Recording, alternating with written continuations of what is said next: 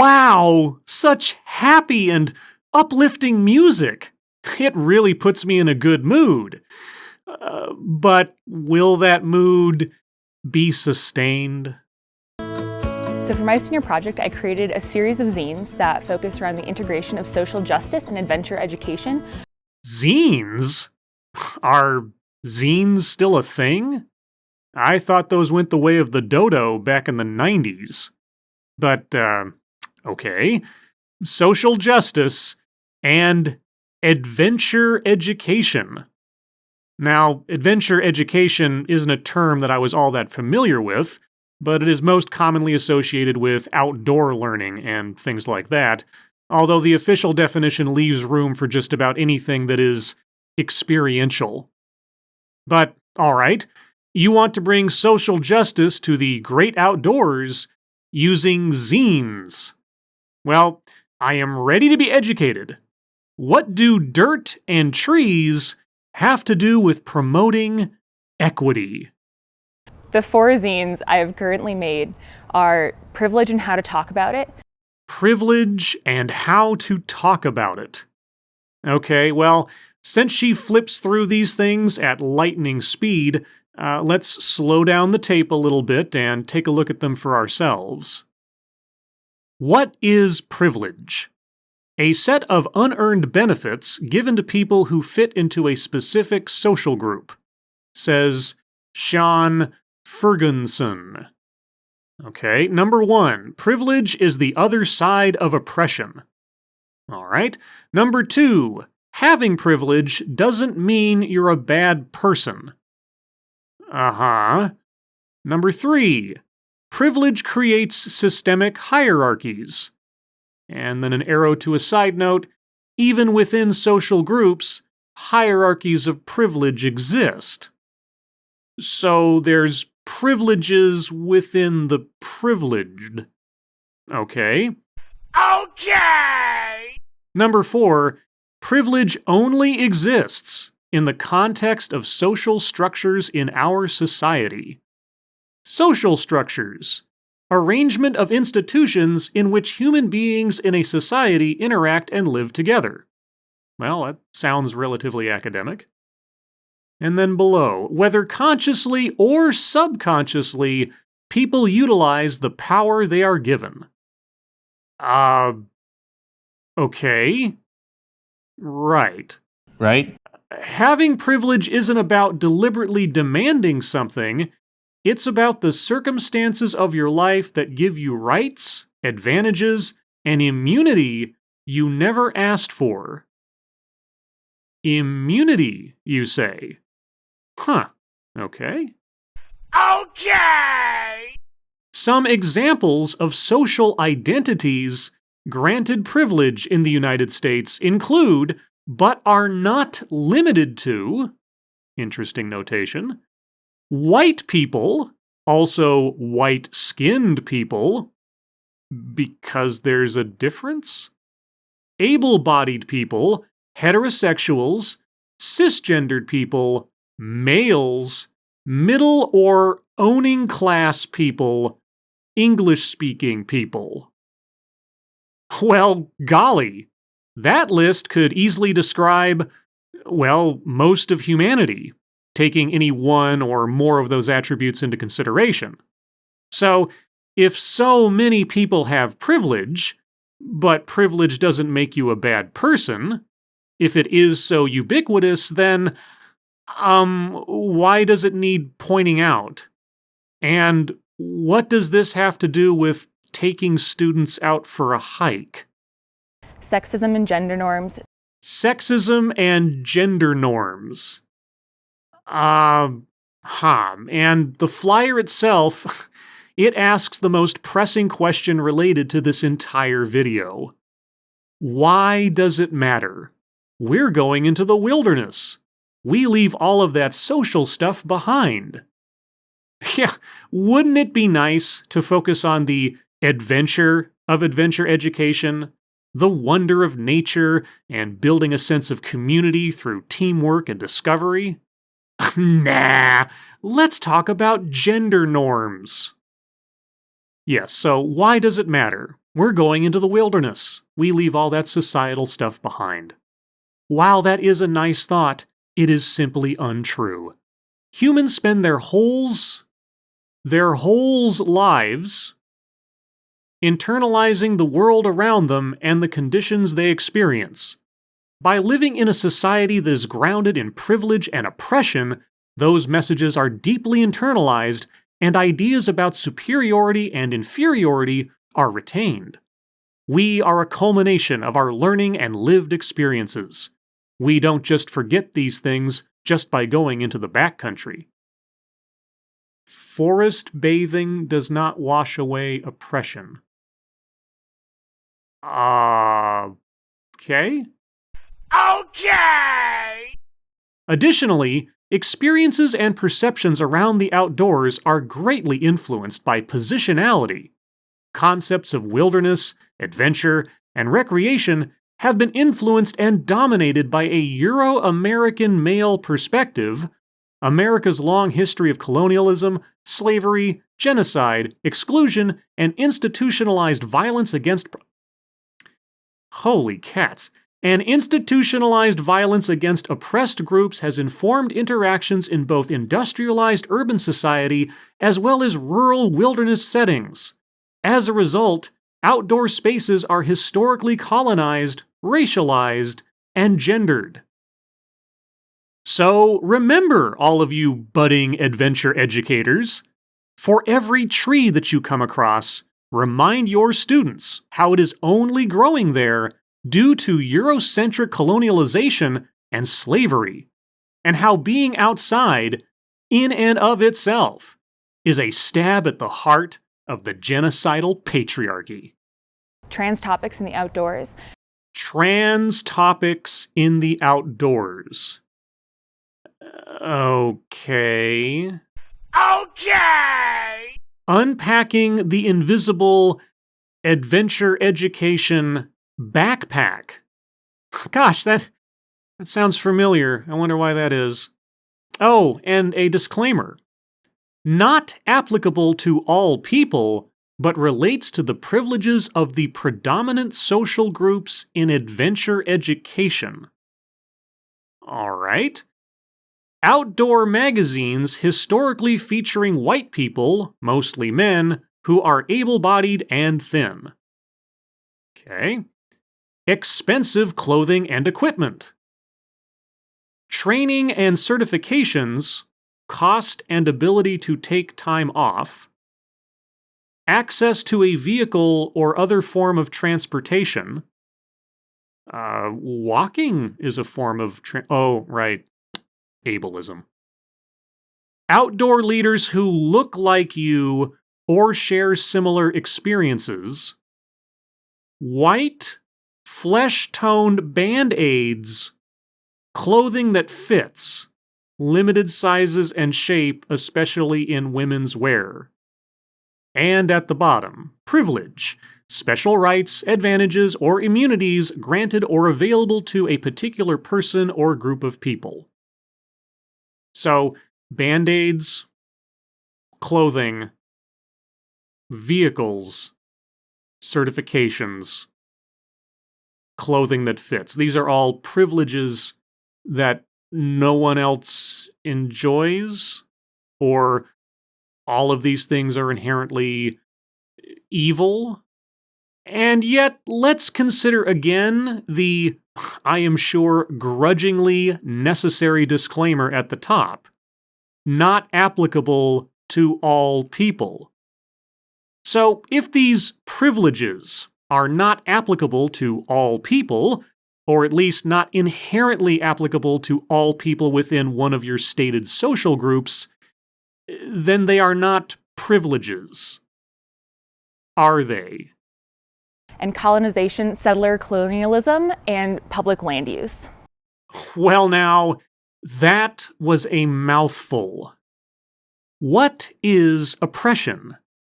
Oppression is the systemic and institutional abuse of power by one group at the expense of others and the use of force to maintain this dynamic.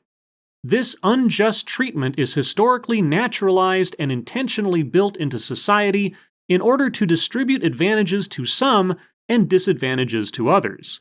These systems of inequity also operate on internalized and interpersonal levels. These systems enable those in charge to more readily control resources, choices, while leaving systematically oppressed groups vulnerable to poverty and early death. Marginalization occurs through social, emotional, sexual, and physical violence. It is usually easier to notice oppression than privilege. Patriarchy, misogyny, sexism, heterosexism, racism, ableism, ageism, and colonialism are all examples of oppression. Classism, racism, ableism, fatphobia, sexism, homophobia, and transphobia are examples of the fears and aversions to groups of people that have arisen as a result of oppression. Well, golly, how, very, very informative. And here I thought I might learn about how to make a fire in the woods, or the proper way in which to clean up a campsite when I'm ready to leave. I am sure all of this will be very, very useful while I'm stepping over logs and avoiding dangerous animals. But, okay, so these 4 zines were your senior project in adventure education. Got it. Each zine covers how these topics relate to the outdoors. No they don't. At least from what you've shown, it all just reads like boilerplate social justice propaganda, with a veneer of the outdoors put into it. And by the way, changing Peggy McIntosh's invisible knapsack into invisible backpack doesn't suddenly turn it into an orienteering guide.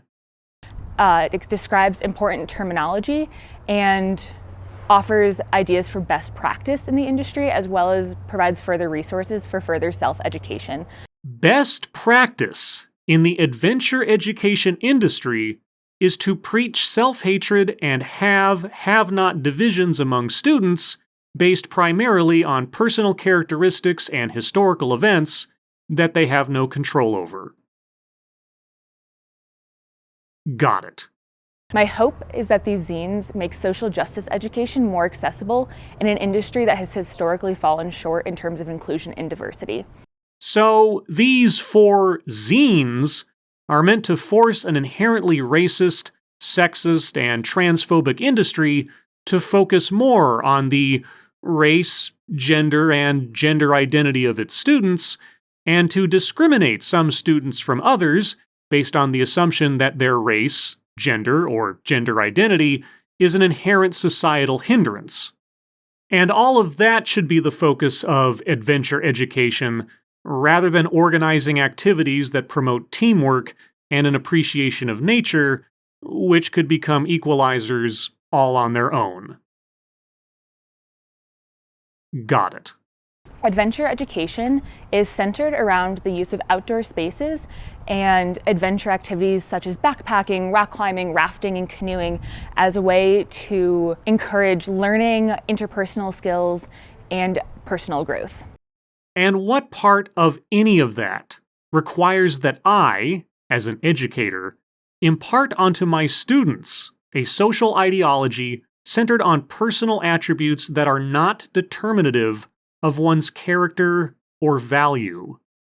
The concepts of wilderness, adventure, and recreation that have shaped mainstream adventure education have been historically shaped and dominated by a Euro-American male perspective.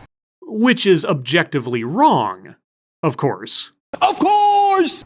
As such, many of the foundational ideas that have supported mainstream AE practices and programs, such as rugged individualism, the value of discomfort and risk, and the view of nature as sublime, have come from a hegemonized viewpoint that may not be valued across social identities. Rugged individualism, the value of discomfort and risk, and the view of nature as sublime. These are inherently male, Eurocentric values and perspectives, and are objectively unwanted. Got it. For years, the industry has primarily been dominated by middle to upper class white men, and while there have been shifts in the industry to change this, the dominant narratives remain the same. White men are an undesirable demographic, no matter the individual merit or character of any given white male. The adventure education industry would be better off discriminating against white males. Got it. This project has really been a culmination of my education up until this point.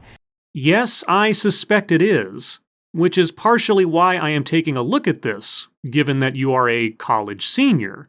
I am curious to see if I can detect how much of this you actually believe and how much of it you were indoctrinated into evangelizing. When I was about 13, I was first introduced to the idea of social justice, and after my last university, I experienced many of the issues and problems in current AE culture firsthand and came to Prescott College in order to find that more inclusive and diverse program that I really wanted. And I really have found a very intentional education here. So at 13, you were told that you're inherently a victim or a villain, since you are white, and you experienced hardships or advantages in life that you marked up as proof of what you had been told, and now you found an institution that reinforces those beliefs. And at the end of your education, you're ready to take your wisdom out to fix the evils of the world. Got it. Since coming here, I've been really fortunate to take a number of courses that are entirely focused around critically examining the field of adventure education. Some of these classes were Leading Inclusively and Women in Wilderness, which were majorly impactful for me. And what these courses have really done is taken these social justice ideas that I've known about since middle school, grounded them in critical theory and academic research, and allowed me to analyze the field through these critical lenses. So, again, you came to the table with a set of previously held beliefs about the world and people, and the college has reinforced those beliefs by cloaking them in pseudo-social sciences like critical theory, furthering the confirmation bias that you arrived with. Got it. And now what I'm doing is really learning how to communicate these ideas in a way that is non-accusatory, non-threatening, and non-isolating, while also not glossing over the reality of the oppressive social systems that surround us. Non-accusatory. For years, the industry has primarily been dominated by middle to upper class white men, and while there have been shifts in the industry to change this, the dominant narratives remain the same. Got it. Really, what this project is about is learning how to communicate these difficult topics to a predominantly privileged majority in this industry. As such, I anticipate having many more conversations around these topics moving forward, and this project is great practice for that. Yes, you have classified certain people as inherently problematic because of what they are, or what their presumed quality of life is, and how these things then impart a racist, sexist, or transphobic outlook that you know that they possess based on what they are, and it's your responsibility to cleanse the adventure education industry of such people and help to install the correct kind of people who are pleasing to your eye and say the things that you want to hear. Yeah, I think I got it. You're bringing the good word to the heathens of adventure education. Only just exiting college, and you are already more aware and more just in your interpretation of the world than all of those kinds of people you've been told since you were 13 are unwittingly contributing to a grand, evil conspiracy based on their skin color and genitals. Well, for the sake of our speaker's future students, I can only hope that she eventually journeys out of the wilderness of social justice and gets a sobering taste of the real world. As always, thank you for watching.